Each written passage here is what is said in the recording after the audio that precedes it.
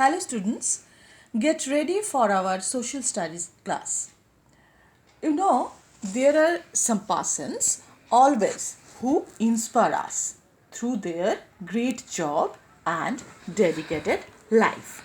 For that, they are called as great persons or specifically legends. So, there were so many great persons in India, who always lead us and devoted their life for the welfare of the common people. Today, we will learn about such great persons of India. So, we are in the chapter 12, Legends of India. Firstly, King Ashoka. Ashoka was the greatest king of the Mauryan Empire. He came to the throne in 268 BC. BC means before Christ, and ruled till 232 BC. Under his rule, the Mauryan Empire covered nearly the whole of India. He was a great king. After Ashoka rose to the throne, he began a war to conquer the remaining subcontinent. That means remaining subcontinent of India. He fought a violent war with Kalinga in North India. Where is Kalinga? Kalinga is in Odisha. It was in Odisha actually. But in spite of the victory in this war, Ashoka was not happy. Actually, it was a devastating war, Kalinga war. Many people lost their life in this war, and it is said that the nearby river was the water of the nearby river was red with the blood of the people, people or armies.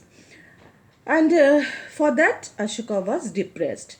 And he actually gave up all the kingly deed, and he became a Buddhist, purely Buddhist, and become a he fond of peace. And he turned to vegetarianism also, gave up all warfare, and he devoted the rest of his life for the welfare of the people of his kingdom. He ruled by Dhamma. He wanted his kingdom to strive for ahimsa. Ahimsa was the best thing of Buddhism.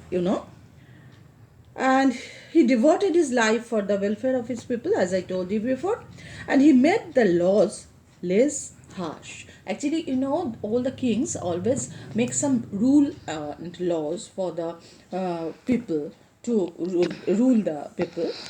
They make some laws, and Ashoka made all the laws for the welfare of the people only. So, he founded many hospitals. He did a lot of charitable work. He ruled for more than 40 years.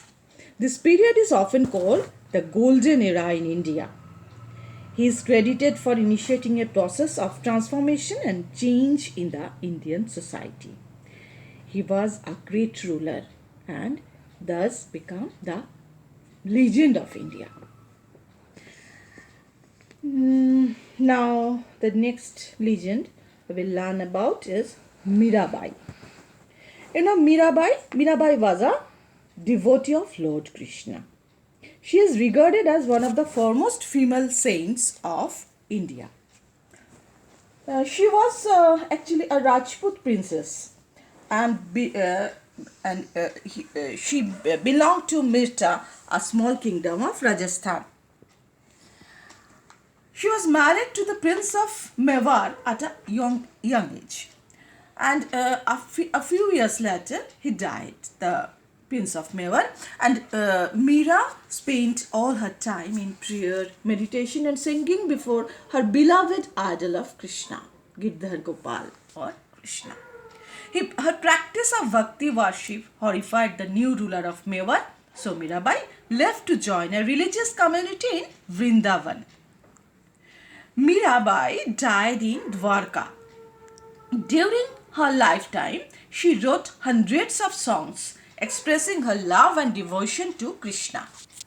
Mirabai ignored gender, class, caste and religious boundaries and spent time for caring for the poor.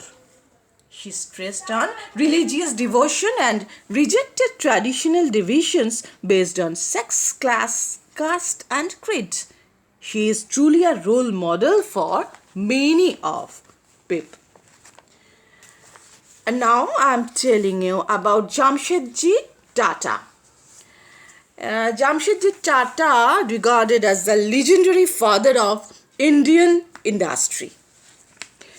He was born on March 1839, before independence, in a small town in Gujarat. His father, Nauseranji Tata, was the first businessman in a family of Parsi priests.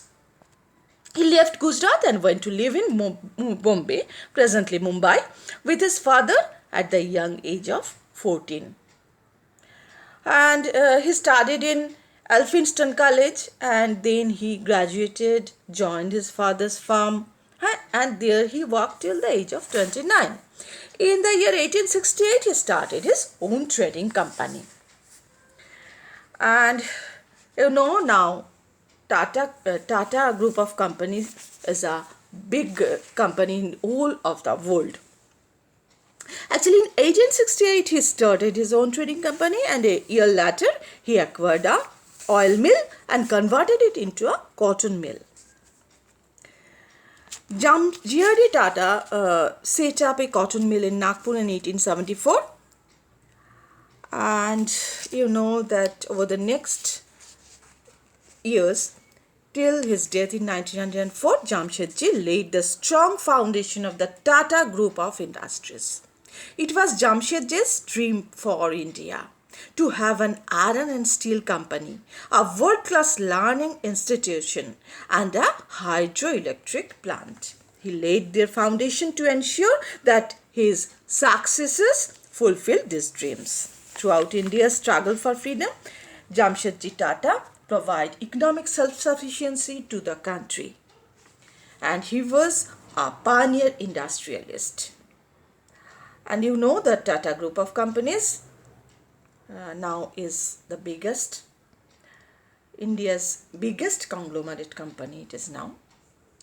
So actually Jamshedji Tata was indeed a pioneer industrialist. So today we learned about King Ashoka, Mirabai and Jamshedji Tata, and this much for today's class.